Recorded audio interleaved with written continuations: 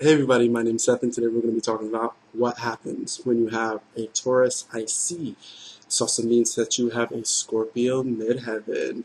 And this also means that you more than likely have an Aquarius ascendant. With a placement like this, home became the place that you more than likely developed your deeply personal definition of value, as well as the definition of your own value in life. So the ways that your parents or guardians decided to parent you really informed your inherent understanding of value concerning the world and as well as concerning yourself. Now, this can be a pretty dicey area to touch on with the Taurus IC because your parents or your guardians were very straightforward with you. They showed you what beauty meant to them. They showed you what value meant to them. They enforced the rules that they valued the most. They presented their values to you. Now, whether you like it or not, it is heavily influential on you.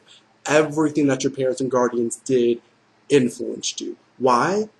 Because more likely than not, there are two options. Either you ran with it completely and you were like, yes, I am a cookie cutter example of what my parents or my guardians instilled in me. I'm going to carry on this tradition with pride.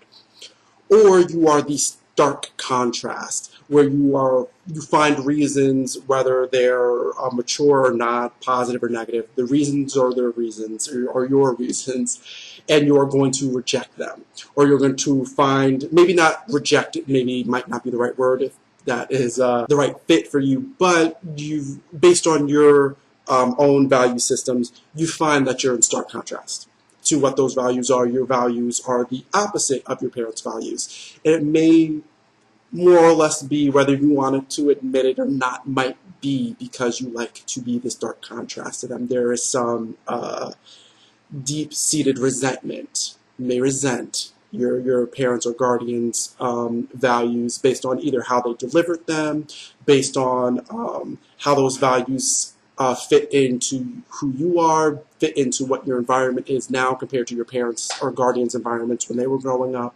It could be a slew of different reasons, but the contrast is there. Based on the relationship between yourself and the values presented to you during your upbringing, more or less defines your relationship with the idea of worth. Now, if this relationship between you and the values presented to you in youth is positive, then you end up going into adulthood expecting to be treated with great worth, more or less understanding your worth from a positive point of view, and expecting it, or understanding when you're not getting it and seeing that as a problem, seeing that as something that's like, okay, this isn't a situation that I want to be in, I know I deserve better. Now, if this relationship is negative, this relationship between yourself and the values presented to you in youth, then this is more of you starting to develop the mentality of expecting a fight, expecting trouble and struggle to get great worth in life. That means when you are not being treated with the worth that you feel as if you deserve, it's not a surprise. You may even be inclined to go towards situations where you're not being treated with worth, because that's what you are used to. That's what you expect. And you start to treat every situation as if it needs to be a struggle. And negativity will start to breed more negativity. You will become more of that negative side of the headstrong Taurus, where it's like, why are you fighting with people about this? The easiest path is right there.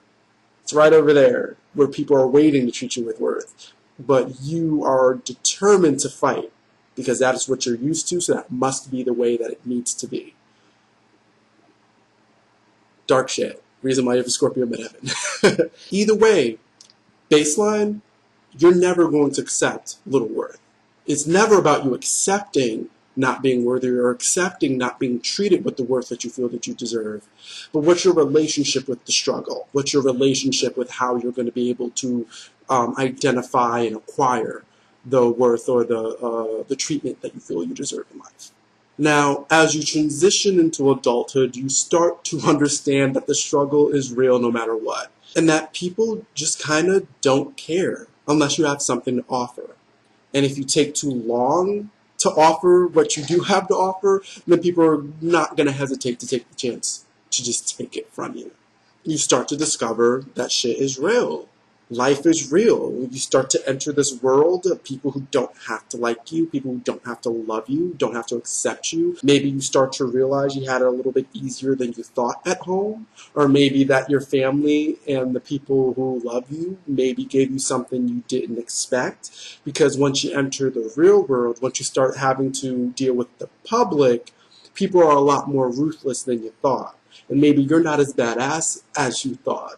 Or maybe, just maybe, in certain situations, hopefully not delusional situations, you're a lot more badass than you thought. And that the struggle doesn't have to be as real as you want it to be, because the world can be dominated by you much more easier than you thought. Maybe you thought the struggle was real at home, and then you go outside into the world and you're like, oh wait, no, it's not as hard as I thought it was. That's more of a less of a percentage of it happening, but better if it did. Okay, so speaking of the public, let's talk about what they're understanding from the outside looking in. The public cannot really see what you're not willing to show them. And this is a blessing and a curse. This means that your inherent ideals concerning what is worthy to show, the idea that you are never really willing to show the public anything less than what you deem as valuable, sets you up for great failure and public rejection. Or even the opposite of public rejection, which would be public obsession and dehumanization. Because what you're really starting to play with, whether you understand it or not, once you get out into the public, is that deep Scorpio power, that Pluto power. And it's the power of discipline, really. And it's not Saturn type discipline, but it's reservation. It's the ability to have the will to control yourself and to keep who you are to yourself when need be. And when you decide that the public can see something, it is very thoroughly checked out, very thoroughly weighed by your scale of value before it's presented to anyone. So what you are manufacturing is a sense of mystery. Now, I know I've said this before on different channels and different interviews and things of this nature, but I do not see Scorpio as mysterious. I don't see Scorpio as a mysterious energy. I think mystery cannot be contrived. It needs to be a mystery. If someone knows the answer, then it's just a secret. It's not mysterious. So what I'm seeing here is that it's contrived mystery. You're creating the illusion of mystery because you know what you're not saying, you know what you're not presenting. Everything is right out in the open at home. You're home. Your house is a mess. Your nuts are out. You're never have any clothes on. You're you. You're the most earthy, grounded part of you when you're at home and you're in private. But you know just as well as I do, not a soul will see you like that unless you decide they're allowed to see you like that. So from the outside looking in, you're mysterious. They wonder what you do at home. They wonder what goes on when they're not around. They can either get annoyed by this and start to want to project their own things onto you, basically rejecting what you're presenting to them and globbing on what they want. Or they can start to become obsessed with it, tearing you apart, not understanding you as a human, and therefore not treating you as such. Now, I know this is a little dark, so I definitely want to throw out there that this does not mean that anything that is bad that happens to you is your fault. It does not mean you're asking for bad things to happen to you. But it does mean that you have to understand the situation that you're presenting and what might motivate people to want to do things to you, for you, by you. What exactly are you attracting and how to deal with that? Understanding what ground you stand on. Just understand where you're coming from, where you are on this chessboard called life, and understand what your position is and why these things may have happened. Not whether or not you deserve that, not whether or not it makes sense. Understand the what and the why of what's going on around you. Understand the world as a chessboard, and understand that in every situation, every person that you meet, every environment that you're in, you're not the only piece, and it's not always your chessboard. You may be a pawn on somebody else's chessboard. You may be the queen on somebody else's chessboard. You may be the rook on somebody else's chessboard.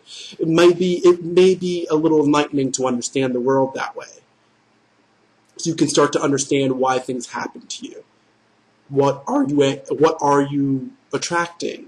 And what can you do to change what you attract if that's in your realm of control?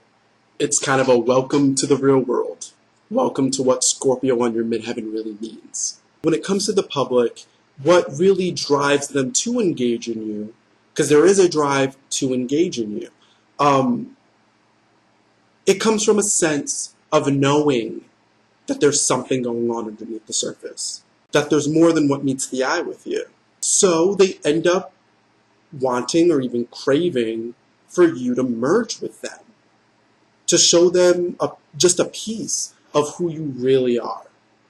And what they start to misunderstand, what they start to misconstrue, is that you're just like them. You're just a person struggling to be a productive part of humanity, a productive part of society, just like every other normal human being. You're just living your life, trying to get what you want, trying to get what you feel you deserve, trying to have the life that makes you comfortable. Just living. You're just living. And your successes are what they are, and maybe you have big ideas, and maybe you have big plans, but so does everyone else. So does any other successful person. Why are you being treated like you're wrong for what you do? Or why are you being treated like everything that you do has such big consequences, negative or positive? And the answer is that you're being dehumanized, for better or for worse. And it's the public searching for a depth that you never promised. Scorpio is kind of an uncontrollable energy here on the 10th house. It's the cards that you were dealt that you have to deal with. That's what the midheaven's about. These are the cards that you were dealt. Can you play them well? Can you win at the game of life with the cards that you were handed? You can't help but have a Scorpio midheaven, and they can't help but assume you are much deeper, much more tormented, much more complex than you actually really are.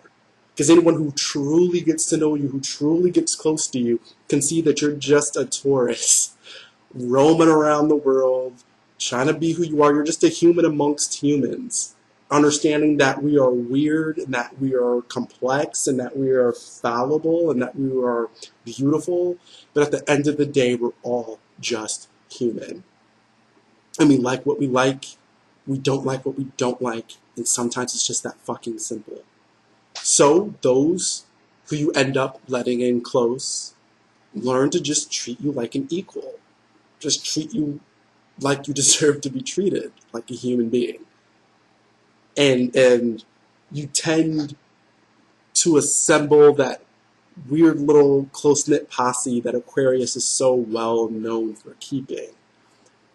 Now, you can see how Aquarius supports this Scorpio midheaven, as that posse would start to look like a little clan, a little inner circle of yours. If you don't have an Aquarius midheaven, you can still see Scorpio's influence, but it's just not as obvious as when you do have an Aquarius midheaven and everything is aligned in a very particular way. So that is a very slim slice of Taurus I see and a Scorpio midheaven. Hopefully you guys enjoyed, found it enlightening, found it entertaining, all that good stuff.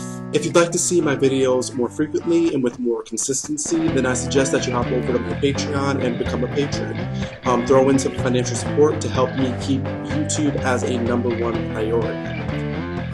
If you don't want to support me on Patreon, or if you can't support me on Patreon, it is definitely a lot of help to be able to like and subscribe my videos, and definitely share them as well. Find people who have Taurus IC, Scorpio midheavens. If you have a Taurus IC, Scorpio midheaven yourself, leave comments. Suggest it to your friends in the comments. Let me know what your experience is, and share with the world what it feels like, and what are the other more fuller slices of the experience of this access. I want to thank you guys for watching, and see you around. Bye.